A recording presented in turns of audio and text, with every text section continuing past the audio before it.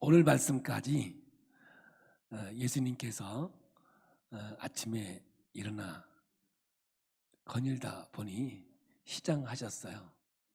그래서 멀리 보니 무화과 나무 있는데 이파리가 무성했어요.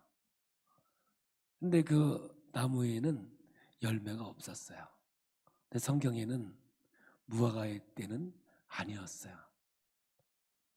그러나 여기에 시간 개념이 크로노스, 수평적인 개념이 아니라 카이로스의 하나님의 시간의 때로 말씀을 한 거 보면 하나님께서는 열매 있음을 기대하고 있고 또 열매 있는 자의 삶을 살아갈 것을 요구하고 있는 거죠. 우리가 성경을 볼 때 예수님이 시장하시다 했을 때 페이나오라는 말을 썼는데 이것은 열망하다.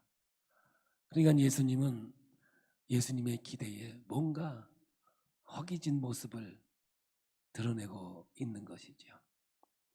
이렇게 성경은 열매 없음을 보고 저녁에 보니 그 나무가 뿌리째 말라 죽어져 있는 걸 보면서 제자들은 나무를 저주받았다고 표현했지만 사실은 심판이라고 하는 표현으로 제일 맞는 답일 것 같아요.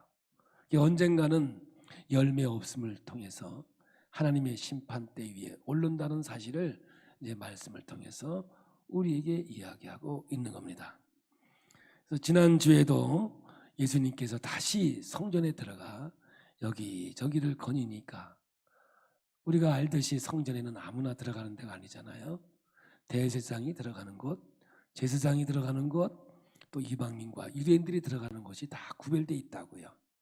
근데 이 제사장이나 서기관들이 너는 무슨 권세로 여기에서 디나미스 이 능력으로 사용하지 아니하고 엑수시아 그러니까 너에게 무슨 판매할 권리를 너에게 누가 주었느냐? 그냥 너 이 성전을 마음대로 거닐고 다니는데 이걸 누가 너한테 이 권한을 주었느냐? 이렇게 예수님에게 질문할 때 예수님은 세례 요한을 등장시켜서 이제 이들에게 재차 질문을 하고 있는 거죠. 자, 그러면 지난주에 정말 중요한 게 뭐냐면 이 성전에 이 마음껏 다닐 수 있는 능력을 누가 줍니까?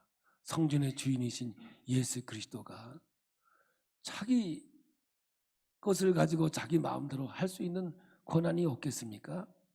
또한 예수님께서 이들에게 재차 질문함으로 이들에게 뭔가를 끌어내기를 원했던 내용의 세례 요한을 등장시킨 것은 세례 요한은 광야에서 회개하는 자에게 세례, 회개의 세례란 말이죠. 결국 오늘 세례 요한을 통해서 하나님이 원하시는 건 뭐냐? 회개의 열매를 원하시고 있는 거죠. 그러니까 오늘 우리가 하나님 앞에서 정말 중요한 것은 내가 누구인가를 발견하고 깨닫는 거예요. 저는 여러분에게 욥기를 얘기하고 또 사도 바울이 자기 스스로가 무엇을 깨달았나에 대해서 얘기했습니다. 욥은 당대의 의인이었잖아요. 하나님 앞에 흠이 없는 사람이었다고요. 자기가 왜 이 고난을 당하는지 왜 이 시련을 당하는지 정말 알 수가 없었어요. 그래서 욥의 이야기를 이렇게 대충 요약해 보면 하나님 나에게 어떻게 이럴 수가 있습니까? 하나님 왜 나에게 이러십니까? 영어로 표현한다면 Why me? 이거예요. 그러면 하나님은 뭐라 그러겠어요? Why not? 왜 너한테는 안 되는 건데? 이 이야기가 아니겠습니까? 오늘 우리가 인생을 살아가면서 이런 경험을 우리가 하지 않습니까? 내가 생각하지 않았던 시련, 내가 생각지 않았던 어려움이 우리에게 닥칠 때가 왔을 때 하나님 왜 내가 이런 어려움을 당해야 합니까? 하필이면 하나님 내게 왜 이런 시련이 다가옵니까? 이 결정적인 순간, 절대 절망의 순간이 우리에게는 있단 말입니다. 욥의 세 친구와 대화를 통해서 인과응보를 얘기하지만 여러분, 욥은 그걸 받아들일 수가 없었어요. 그때 하나님이 나타나서 욥에게 장장 시간을 질문합니다. 그때 욥이 깨달은 게 뭔지 아십니까? 내가 엄마 뱃속에서부터 죄를 잉태한 것을 깨닫게 되는 것이죠. 여러분, 다윗은 시편 51편 통해서 그가 밧세바를 범하고, 그는 하나님 앞에 죄가 없는 줄 알았어요. 완전 범죄인 줄 알았어요. 그러나 나단 선지자를 통해서 그에게 죄를 지적할 때 그는 모태 중에서 죄를 잉태하고 이 땅에 태어났음을 고백하는 사건이 기록되어 있지 않습니까? 이 세상에 살아가는 모든 사람들이 예수님이 나에게 구원의 주가 되시고 나의 생명이 되는 순간이 언제냐 아십니까? 내가 누구인가를 알았을 때입니다. 사도 바울은 내가 창세전부터 하나님 앞에 죄인이었음을 고백하는, 그것이 바로 예수가 생명이 되고 능력이 되고 내 인생에 하나님이 되는 순간이 아니었겠는가, 이렇게 생각을 하는 거죠. 이렇게 예수님은 이 모양 저 모양으로 열매 없음에 대해서 이 얘기를 함에도 불구하고 이 사람들은 깨닫지를 못했어요. 참 깨닫지를 못했어요. 그래서 오늘 마지막으로 예수님께서 이제 예를 들어서 비유로 말씀하시고 있는 거예요. 우리 학교 다니면 선생님들이 설명을 하다가 끝으로 했는데 보니까 표정이 모르는 표정이요. 그러면 하나 더 하죠. 아니 한 말로. 하다가 또 보니까 못 알아듣는 것 같아. 그럼 뭐야? 높아심에. 그래서 끝으로 해놓고 끝은 30분 지나야 끝나는 이런 상황이 생기는데, 바로 오늘 말씀이 그러한 부분이라고 생각하면 돼요. 진짜 열심히 주님께서 이들을 가르치고 얘기해도 못 알아들으니까 높아심에. 그래서 오늘 이 비유로 예수님께서 말씀하고 있는 거죠. 비유는 뭐냐면 헬라어로 파라볼레라는 합성어인데요, 이것은 뭡니까? 뭐뭐 옆에 두다, 이런 뜻을 갖고 있죠. 그래서 여러분, 비유법은 하나의 문학 방식인데 표현하고자 하는 대상을 다른 대상에 빗대어서 표현하는 수사법이라고 할 수 있잖아요. 예를 들어서 끝날 때 웃어주면 좋겠는데, 근데 우리 교인들이 참 안 웃어. 제가 이렇게 보니까 다른 데 가보면 참 잘 웃거든요. 근데 우리 교회는 참 안 웃는 편이에요. 오늘 한번 실험을 한번 해보겠습니다. 예, 여러분이 저를 볼 땐 괜찮아 보이지 않습니까? 오늘 좀 신경을 썼습니다. 괜찮아 보이잖아요. 그런데 장동건이가 딱 떴어. 장동건이 누구 아시죠? 그때 여러분 생각이 어떤 마음이 들겠냐? 우리 목사님 괜찮은 줄 알았는데 장동건이가 옆에 오니까 별거 아니네. 뭐 이런 이제 비유의 얘기, 오늘 얘기가 바로 이 비유법을 써서 높아심에 이야기하는 그런 말씀이라고 생각합니다. 그래서 오늘 이제 이 이야기를 가지고 본문으로 가는데, 다시 한번 여러분에게 한번 주시고 싶은 것은 뭐냐면, 이 복음서는 오직 예수에 대해서 얘기하는 것이라는 걸 여러분들 인식하고 들으셔야 돼요. 여기에서 다른 걸 찾으려고 하지 마세요. 오늘 복음서에서 오직 예수 얘기만, 예수 이야기만 들으려고 하셔야 되고, 예수님의 말씀이라는 사실을 들으셔야 돼요. 그래서 1장 1절에 하나님의 아들 예수 그리스도의 복음의 시작이라. 그러니까 여기는 윤리와 도덕도 아니에요. 이 성경은 오직 예수에 대해서만 이야기하고 있다는 사실을 인식하시고, 오늘 내용은 뭐예요? 열매 없음에 대한 이야기라는 것을 염두에 두시고 들으셔야 이 성경이 보이게 돼 있어요. 그렇지 않으면 전혀 다른 방향으로 이 성경을 볼 수밖에 없는 겁니다. 자, 이런 마음을 가지고 12장 1절 우리 함께 봉독합니다. 예수께서 비유로 그들에게 말씀하시되, 한 사람이 포도원을 만들어 산 울타리로 두르고 즙자는 틀을 만들고 망대를 지어서 농부들에게 세로 주고 타국에 갔더니, 여기에 보면 한 사람은 하나님이지요. 포도원은 이스라엘을 지칭해요. 그리고 산 울타리를 두르고 펜스를 치듯 나무를 심었는데, 이거는 성경적으로 보면 율법을 얘기하고 있는데, 여러분, 율법은 궁극적인 목적이 뭐예요? 심판을 위해서입니까? 보호를 위해서입니까? 여러분, 교통법규를 왜 만듭니까? 벌금 거두려고 만듭니까? 아니면 생명을 보호하기 위해서 만듭니까? 원래는 생명을 보호하기 위해서 만들었는데, 느끼기는 내 돈 알가 먹으려고 그러고 만드는 것 같이 느껴지지만, 사실은 우리의 생명을 보호하기 위해서 만든 것 아니겠습니까? 마찬가지로 율법도 이런 기능과 목적을 가지고 있는 거죠. 그런데 이 포도원 주인이 농부들에게 세를 주고 타국으로 갔어요. 왜 갔겠는가 이거예요. 근데 그 당시에는 이 이야기를 할 때 사람들은 알아들었어요.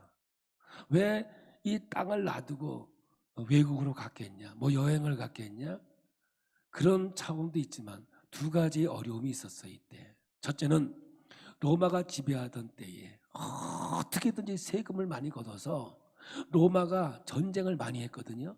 그 전쟁에 쓰는 돈으로 나라를 이렇게 다스리고 나라를 지키는 데 사용하기 위해서 엄청나게 그냥 막 줄이 틀듯이 틀어서 세금을 짜내는 거예요.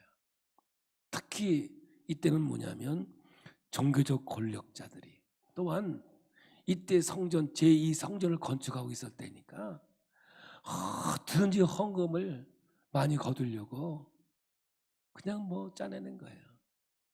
그러니까 여러분 보세요. 들어가는 입구에 헌금통을 만들어 놨거든요. 근데 들어가는 다 이때 동전이었거든요. 돈이 동전이었는데, 하나님께 드리는 동전이었는데 들어가면 소리가 나요.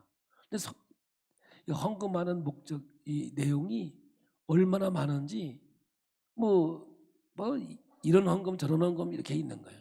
그러니까 이제 과부가 헌금할 때는 하나가 딱 하나가 달랑 이렇게 해서 소리 안 나는 거죠. 그런데 돈 많은 사람인데 어떻게 와르, 주위에서 야, 저 사람 헌금 많이 하네, 이렇게 드러날 정도로 이 종교 권력자들이 헌금을 걷기 위해서 많은 방법을 다 쓰고 있었다고요. 이런 이유로 인해서 지주들, 뭔가 가지고 있는 사람들은 일이 힘들고 저리 힘드니까, 아이고 내가 이렇게 사는 것보다 그냥 땅을 남한테 이렇게 소작으로 맡기고 나는 그냥 외국 디아스포라, 외국에 나가서 그냥 딴 데 가서 살고 1년에 한 번씩 그냥 조금이라도 세를 받고 사는 게 내 신수가 편하지 않겠는가, 이러한 그 시대의 상황성을 갖고 있었습니다. 그러니까 이 농부가 포도원을 만들어 놓고 농부에게 세를 주고 타국으로 가게 된 거예요. 그런데 이제 문제가 발생하기 시작한 거예요. 2절입니다. 성경을 정확하게 보십시다. 때가 이르매 농부들에게 포도원 소출 얼마를 받으려고 한 종을 보내니, 여기서 때는 우리가 볼 땐 시간성은 크로노스를 써야 맞는 거지만, 여기도 역시 카이로스라고 하는 하나님의 때, 하나님의 이야기의 시간을 가지고 말씀하고 있는 거예요. 어떤 상황이 벌어집니까? 2절 3절 다시 한번 읽어보겠습니다. 때가 이르매 농부들에게 포도원 소출 얼마를 받으려고 한 종을 보내니 그들이 종을 잡아 심히 때리고 거저 보내었거늘.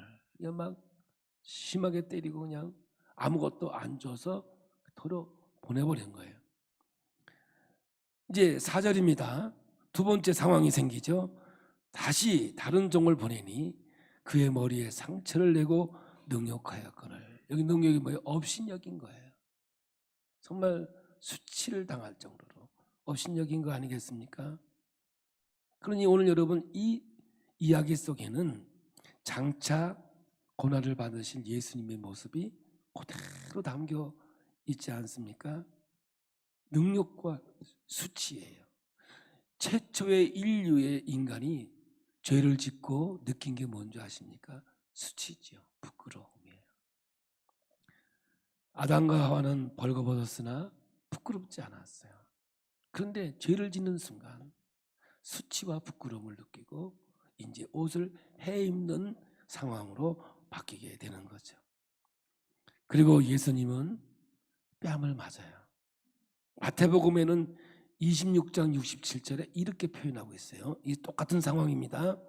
이에 예수의 얼굴에 침 뱉으며 주먹으로 치고 어떤 사람은 손바닥으로 때리며, 그래서 아주 이런 수치를 주는 거예요. 여러분, 그 마태복음의 산상수훈에 보면 오른뺨을 때리면 왼뺨도 내놓으라는 게 있잖아요. 이게 뭐냐면 수치로 온 거거든요. 이 항상 오른손잡이를 얘기해요. 이때 오른뺨을 때리려면 이렇게 때려요? 아니, 앞에 있는 사람 오른뺨을 때리려면 어떻게 때려요? 이렇게. 잘 보셨나 모르겠네. 어떻게 때려요? 여기 때린다. 이렇게 못 때리잖아요. 그러니까 여기 왜 아유, 이거 진짜 얻어 터지는 게 낫지. 한 대 그냥 얻어 주먹으로 맞는 게 낫지. 여기서 이렇게 때리는 게 이게 얼마나 수치스러운 모습입니까? 성경을 이런 것도 아주 디테일하게 기록하고 있거든요. 이 수치를 당함에도 불구하고 왼뺨도 내놓으라는 거예요. 참 진짜 힘든 얘기를 성경은 기록하고 있더라고요. 오늘 성경은 철저하게 지금 예수님이 앞으로 당할 고난의 모습을 그대로 보여주고 있는 거예요. 그래서 이제 다른 종을 보냅니다. 5절 6절입니다. 또 다른 종을 보내니 그들이 그를 죽이고 또 그 외 많은 종들도 더러는 때리고 더러는 죽인지라. 이제 한 사람이 남았으니, 이제 한 사람이 남았어요. 곧 그가 사랑하는 아들이라 최후로 이를 보내며 이르되 내 아들은 존대하리라 하였더니, 여기에 사랑하는 아들, 여기에 한번 관심을 가지고 말씀을 보도록 하겠습니다. 이 사랑하는 아들은 우리가 봐도 누가 봐도 예수님이라고 할 수 있는 내용이겠죠. 그런데 이 사랑하는 아들이라는 이 단어가 어디 있는 단어를 가져오냐 하면 구약에 있는 단어를 가지고 와요. 그게 뭐냐면 솔로몬의 다른 이름이 사랑하는 아들이라는 이름을 갖고 있거든요. 오늘 여러분 이 성경 많이 읽었음에도 불구하고 아마 처음 보는 것과 듣는 것 같이 느껴질 거예요. 봐요. 사무엘하 12장 24절입니다. 우리 함께 읽어봐요. 다윗이 그의 아내 밧세바를 위로하고 그에게 들어가 그와 동침하였더니 그가 아들을 낳음에 그의 이름을 솔로몬이라 하니라. 여호와께서 그를 사랑하사 선지자 나단을 보내 그의 아들 이름을 여디디아라 하시니 이는 여호와께서 사랑하셨기 때문이더라. 그래서 오늘 이 복음서에 이 여디디아라는 단어를 가지고 와 사용을 해요. 사랑하는 아들이죠. 그럼 여러분, 예수님이 이때 왕으로 오셨잖아요. 이 땅 위에 선지자로 오셨잖아요. 그런데 솔로몬은 누구예요? 왕의 아들이죠. 그 왕이 누구예요? 다윗이에요. 다윗의 후손 솔로몬이거든요. 이 솔로몬을 다른 말로 여기에 여디디아 발음도 참이에요. 어디디어, 이게 꼭 소몰이 할 때 어디어디어 하는 것 같아. 어디디아라는 이름으로 이렇게 사용했는데, 이것은 뭐냐면 예수님은 왕이며 선지자야. 그냥 대제사장의 모형이고요. 구약의 왕과 선지자들과 대제사장의 궁극적인 실체가 예수님으로 모아지는 것이죠. 그러니까 오늘 이 말씀을 정확하게 사랑하는 자는 예수님을 지칭하고 있고, 왕의 아들, 하나님의 아들이란 단어를 그대로 가져와 사용하고 있는 거예요. 이 사랑하는 아들이라는 말은 예수 그리스도의 모형인데, 이 표현을 시편 127편에 여기서도 볼 수 있어요. 근데 이 표현을 알아야 정확한 표현을 할 수 있는 거거든요. 한번 시편 127편 1절 2절을 보겠습니다. 여호와께서 집을 세우지 아니하시면 세우는 자의 수고가 헛되며 여호와께서 성을 지키지 아니하시면 파수꾼의 깨어 있음이 헛되도다. 너희가 일찍이 일어나고 늦게 누우며 수고의 떡을 먹음이 헛되도다. 그러므로 여호와께서 그의 사랑하시는 자에게는 잠을 주시는도다. 여기서 사랑하시는 자가 뭐예요? 누구예요? 여디디아예요. 여디디아에게 잠을 주시는도다. 이렇게 쓴 글이거든요. 근데 이제 예를 들어서 예배 시간에 설교 듣다 주무셨어. 그래서 예배 시간에 왜 자냐? 그러니까 사랑하시는 자에게 잠을 주시는도다. 하나님이 자기를 사랑하니까 자기에게 잠을 줬다 그러는데 여러분 여기 사랑하시는 자는 내가 아니고 누구예요? 네? 하나님의 아들 예수를 지칭하고 있는 거거든요. 그러니까 예수님에게 잠을 주시는도다. 그래서 여러분 이 잠이 우리가 자는 잠이 아니에요. 이 잠을 히브리 말로 사나로 돼 있어요. 사나. 이게 뭐예요? 죽음이라는 거예요. 이거는 예수 그리스도가 죽음을 통하여 인류의 구원의 역사를 이루기 위해서 이 땅에 오신 거예요. 여러분 앞에 거 헛되고를 3번 쓰고 나서 잠을 주시도다. 이게 이해가 안 되잖아요. 근데 여기다 예수님을 넣으니까 예수님의 죽음이 이 헛된 인생을 아름다운 인생으로 바꾸는 능력자다. 이게 표현이 정확하게 되는 거예요. 그래서 여러분들 예배 시간에 주무시고 뭐 사랑하는 자에게 잠을 주시는도다. 그만 쓰지 마세요. 잘못하면 하나님이 어디다가 예수의 이름을 붙이냐고 그럴 수 있는 내용이기도 한 거예요. 그래서 여러분 이 말씀을 시편이니까 오실 예수님에 대해서 시적 언어로 표현해 놓은 거거든요. 그러므로 사랑하는 자라는 것은 구약 성경을 통해서 보아도 정확하게 예수님의 이야기를 하고 있는 이야기인 거죠. 그러면 이 마지막으로 보낸 이 사랑하는 자가 예수님인데 세상 사람들이 영접하지를 않는 거예요. 결국 예수를 잡아 죽이는 단계까지 가잖아요. 마가복음 12장 7절 8절 읽어보겠습니다. 그 농부들이 서로 말하되 이는 상속자니 자 죽이자. 그러면 그 유산이 우리 것이 되리라 하고 이에 잡아 죽여 포도원 밖에 내던졌느니라. 이렇게 이제 하나님의 아들 예수를 보냈지만 아무도 영접하지 않고 받아들이지 않았다는 거예요. 요한복음은 이 말씀을 이렇게 표현하고 있어요. 요한복음 1장 10절 11절입니다. 그가 세상에 계셨으며 세상은 그로 말미암아 지은 바 되었으되 세상이 그를 알지 못하였고 자기 땅에 오매 자기 백성이 영접하지 아니하였으나.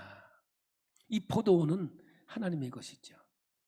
하나님의 아들과 동격 아니겠습니까? 그러므로 사실상 이 포도원의 주인이기도 하죠. 그런데 자기 포도원에 왔지만 이 포도원 농부들이 영접하지 아니하고 오히려 이 예수를 잡아 죽여버리는 결과를 가져오게 됐습니다. 여러분, 그런데 7절에 보면 그 농부들이 서로 말하되 이는 상속자니 자 죽이자. 그러면 그 유산이 우리 것이 되리라. 이 이야기를 어떻게 해석하느냐가 오늘 말씀의 핵심이 되겠습니다. 이 말씀을 잘못 풀어내면 전혀 성경과 관계없는 이야기로 이야기가 진행되게 돼 있는 거거든요. 보세요. 농부들이 서로 말하되 이는 상속자니 자 죽이자. 그러면 그 유산이 우리 것이 되리라 하고, 사랑하는 아들을 죽인 진짜 이유는 뭘까요? 여기서 우리 이거 궁금해야 돼요. 왜 농부들이 사랑하는 아들을 죽였을까요? 성경은 열매 없음에 대한 이야기거든요. 열매 없음에 대한 이야기를 잘못 이해하고 알아듣지 못하니까 오늘 비유로 말씀하는 거거든요. 그러면 우리는 아차 잘못하는 순간에 지금 이들이 탐욕 때문에 예수를 죽였을까? 이 농장을 자기가 갖기 위해서 주인의 아들을 죽였을까? 탐욕 때문일까? 아니면 주님이 원하는 열매를 맺지 못했기 때문에 예수를 죽였을까? 근데 얼뜻 보면, 만약 예를 들어서 오늘 이 본문만, 비유만 딱 띄어서 설교한다면 이 사람들이 소유의 목적을 두고 탐욕 때문에 이 농장 주인의 아들을 죽였다라고 이야기할 수밖에 없죠. 그래서 탐욕을 가지면 안 된다, 뭐 이렇게 설교할 수 있는 내용이에요. 그러나 앞에 있는 말씀과 연결해서 아니한 말로 높아심에서 하는 이야기라고 한다면 탐욕 때문일까? 결코 탐욕 때문이 그런 것이 아니라 열매 없음의 결과로 예수를 죽였다고 하는 사실이 이 성경에서 우리에게 드러나게 돼 있는 거예요. 왜냐하면 여러분, 우리 예수님께서 이제 이어나가는데 뭐라 그러냐면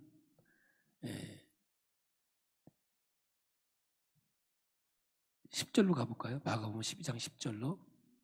한번 여러분들 주보에 있는 성경이라도 한번 10절을 보세요. 10절 11절. 너희가 성경에 건축자들이 버린 돌이 모퉁이의 머릿돌이 되었나니 이것은 주로 말미암아 된 것이요 우리 눈에 놀랍도다 함을 읽어 보지도 못하였느냐 하시니라. 여러분, 이 버려진 돌이, 건축자들이 버려진 돌, 쓸모없는 돌이라 버려졌어요. 근데 이스라엘의 나라는 건축을 할 때 머릿돌을 먼저 세우고 거기에 연결해서 집을 져서 마지막에 그 머릿돌을 연결할 때 집이 완성되어지는 거야. 그래서 알파와 오메가 대신 하나님의 뜻은 이 이야기거든요. 버려진 돌. 여기에다가 왜 이 말씀을 연결시켜 놓았겠습니까? 24절에, 요한복음 12장 24절에 내가 진실로 진실로 너희에게 이르노니 한 알의 밀이 땅에 떨어져 죽지 아니하면 한 알 그대로 있고 죽으면 많은 열매를 맺느니라, 이렇게 하고 있잖아요. 근데 오늘 이 말씀이 뭐냐면 이사야에서 있는 말씀을 그대로 가져온 거예요. 그럼 우리 이사야서를 한번 봐야 되지 않습니까? 이사야 5장 1절 2절을 우리 한번 띄워주시면 한번 보도록 하겠습니다. 나는 내가 사랑하는 자를 위하여 노래하되 내가 사랑하는 자의 포도원을 노래하리라. 내가 사랑하는 자에게 포도원이 있으며 심히 기름진 사내로다. 땅을 파서 돌을 제하고 극산품 포도나무를 심었도다. 그 중에 망대를 세웠고 또 그 안에 술틀을 팠도다. 좋은 포도 맺기를 바랐더니 들포도를 맺었도다. 그러니까 농장 주인은 농장을 만들어서 극상품의 포도를 심었어요. 그러면 열매나 무슨 열매가 나야 돼요? 극상품의 열매가 나와야 되는데 여기에 무슨 열매가 맺혔어요? 들포도를 맺어버린 거예요. 그래서 오늘 여러분, 이 성경은 극상품의 열매가 열렸으면 아무 문제가 없었겠죠. 그런데 들포도를 맺어버린 거예요. 하나님이 원하시는 열매가 아닌 거예요. 그러니 그 열매 없음에 의해서 그 주인의 아들을 죽여버린 거예요. 결국 예수님께서 이 이야기를 어디로 연결시키느냐 하면 십자가의 사건으로 연결시켜 나가는 거예요. 그래서 앞에서 예수님이 십자가에서 고난당하는 그 수모당하는 모든 것들을 기록해 놓으면서 진정한 그리스도인에게 있어의 열매는 뭐예요? 극상품의 열매, 십자가의 도로 연결시켜 가는 것이 오늘 성경이 우리에게 주시는 생명의 말씀이고 은혜의 말씀이고 능력의 말씀이 되는 거예요. 그래서 오늘 여러분, 우리가 예수를 믿으면서 극상품의 예수 십자가의 도를 통해서 우리에게 주신 예수를 믿어야지, 예수 십자가 없는 예수 믿으면 여러분 먹지 못하는, 여기서 얘기하고 있는 들포도를 맺는 거예요.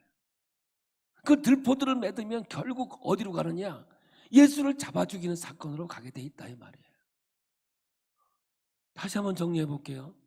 저와 오늘 여러분들이 앞에서 얘기하고 있는 열매 맺는 조건 세 가지를 얘기했어요. 첫째는 뭐예요? 믿음. 그건 뭐예요? 내가 갖는 믿음이에요? 하나님이 주신 믿음을 가지라는 거예요. 하나님이 주신 믿음, 이 믿음을 가져야 되는 거예요. 두 번째는 뭐냐면 기도예요.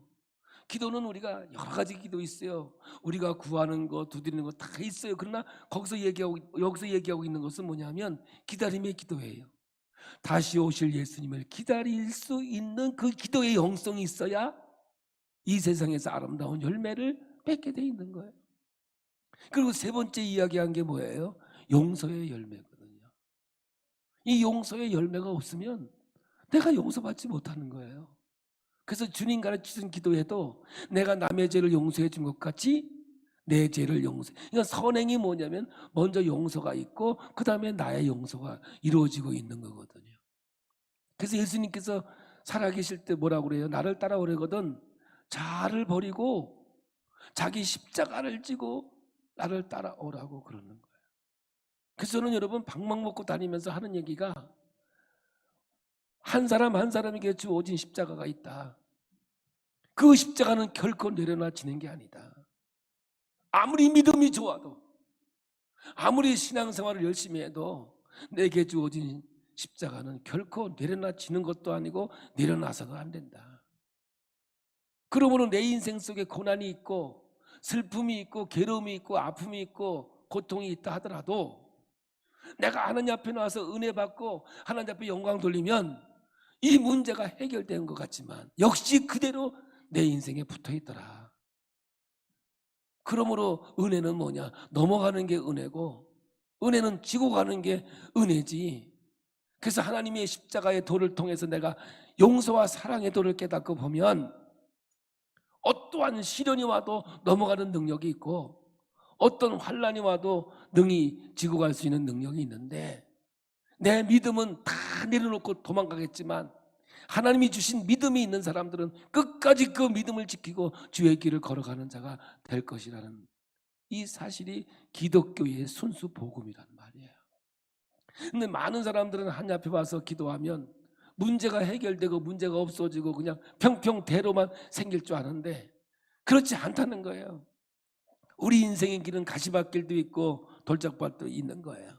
그러나 믿음의 기도, 하나님께서 주신 그 은혜는 그 길을 아름다운 길로 만들고 승리의 길로 만들고 축복의 길로 만드는 하나님의 능력의 역사가 우리에게 다가온다는 거예요.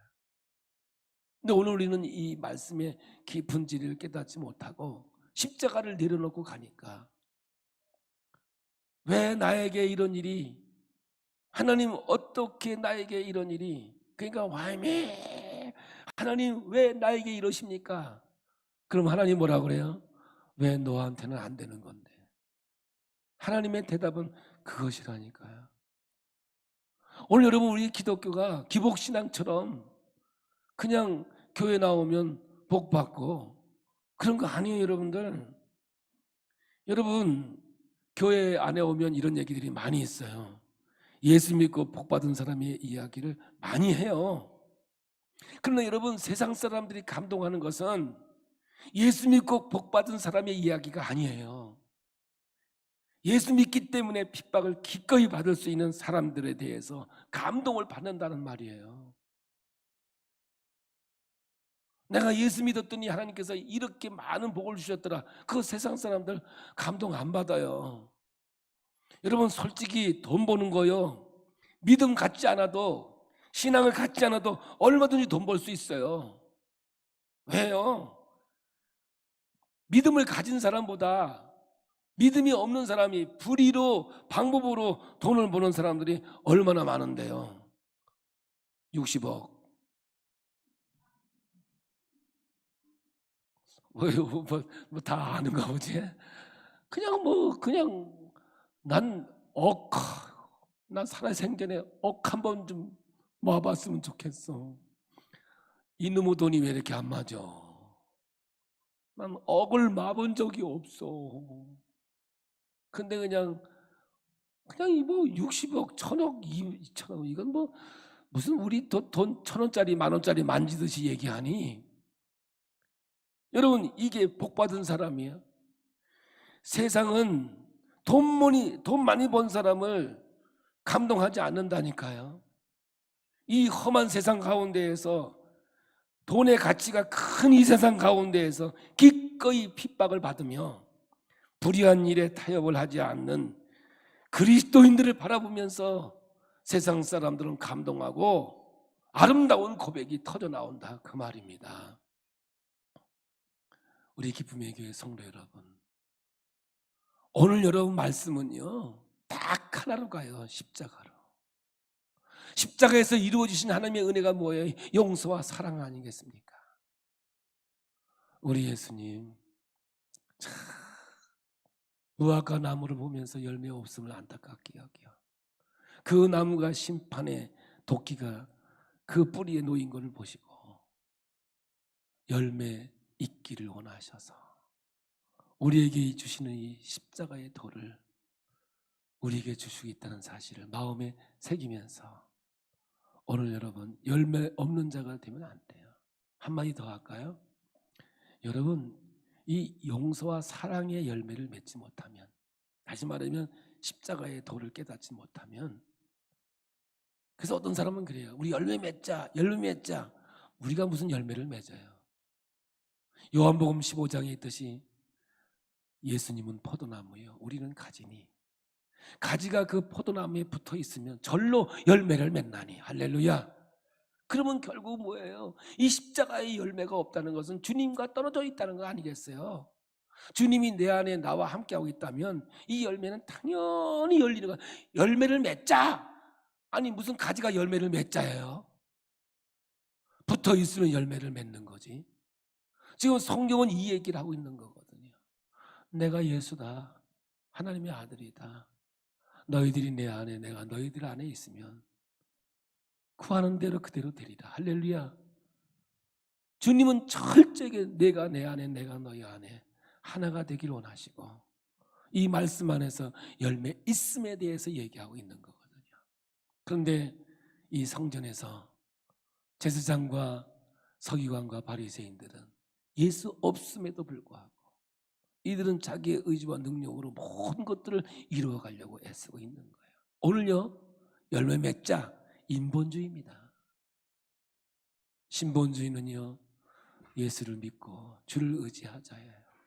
주님께 붙어 있으면, 여러분 예수가 내 안에 생명이 되어 있으면 절로 열매가 맺게 될 줄로 믿습니다. 우리 기쁨의 교회 하나님의 은혜 안에서 주의 길을 가길 바라고요. 기도의 능력 안에서 멋진 그리스도인이 되기를 예수의 이름으로 축복합니다. 우리 옆 사람하고 사랑합니다. 사랑합니다. 할렐루야. 우리 주님이 우리와 함께 하시니 우리에게 복된 길로 갈 줄로 믿습니다. 오늘 제가 이 찬송을 순례자의 노래를 오늘 가져왔는데요. 제가 24살 때 처음으로 복음성을 배웠어요. 그때 첫 복음성 배운 게 이 순례자의 노래인데 저희 목사님이 화성에서 목회를 하고 있었는데 40일 금식을 했어요. 원래 이름은 송부정인데 부정이 뭐냐 인정으로 바꿔서 송인정으로. 그게 누구냐면 정동 제1교회 그 송 목사님 형님이신데 지금은 하늘나라가 계시고 안 계셔요. 그 목사님인데 그 목사님은 제가 병원에서 6개월 동안 제가 있을 때, 제가 중환자실에 있을 때 들어오진 못하고 그 철조망을 붙잡고 그냥 기도하는데 얼마나 목소리가 큰지 중환자실까지 들려. 쫙 하면서 그냥 우리 노아루 목사 선생 살려달라고. 진짜 그 목사님이 그 철조망을 붙잡고 나를 향해서, 보이지도 않는 나를 향해서 그냥 우리 노아는 선생 살려달라고 그렇게 기도했던 그 목사님 참 지금도 잊지 못해요. 그때 그 목사님이 40일 금식하시고 이 강례상까지 오시는데 이 찬송을 불러오는데 우시느냐고 눈물 흘리느냐고 여기 오는데 뭐 한참 걸리면서 오시는 거야. 내가 그때 노래를 처음 들었거든. 그래서 뭐 곡조는 없고 목사님 쫓아가서 가르쳐달라고 그래가지고 글씨 써가지고 배운 게 이 노래야. 그때 이게 얼마나 은혜가 되는지 참 이 노래 부를 때마다 늘 그 생각이 나네요. 특히 오늘 어버이날을 생각하면서 내 영적인 리더였던 우리 송 목사님 참 나를 향해서 기도해줬던 그 모습을 생각하면서 이 찬송을 한번 불러보고 싶어서 가져왔어요. 여러분 한번 찬송에 한번 젖어가 보세요. 큰 은혜가 될 줄로 믿습니다.